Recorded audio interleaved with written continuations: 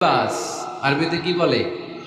লিবাস। আল্লাহ বলেছেন, ও নারীরা তোমরা পুরুষদের জন্য পোশাক, আর ও পুরুষেরা তোমরা নারীদের জন্য পোশাক। পড়েন সুবহানাল্লাহ।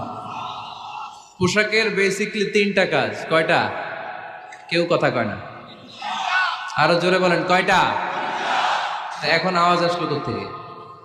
আওয়াজ করে উত্তর দিবেন, চিল্লায় বলেন পোশাকের কাজ কয়টা? এভাবে শেষ পর্যন্ত খোঁচায় যেন সাউন্ড বের করা না লাগে, স্বপ্রণোদিত ভাবে উত্তর করবেন, ক্লাসের মতো হোক। তিনটা কাজ। এক নম্বর কাজ হচ্ছে পোশাক ইজ্জতের আবরু, লজ্জাস্থান ঢেকে রাখে, ঠিক কিনা? আমাদের লজ্জাস্থান ঢেকে রেখেছে আমাদের পোশাক। ঠিক তেমনি স্বামী তার স্ত্রীর ইজ্জত হেফাজত করে, স্ত্রী তার স্বামীর ইজ্জত হেফাজত করে, স্বামী তার স্ত্রীর চরিত্র হেফাজত করে, আর স্ত্রী তার স্বামীর চরিত্র হেফাজত করে। এজন্য আল্লাহ একে অপরের উদাহরণ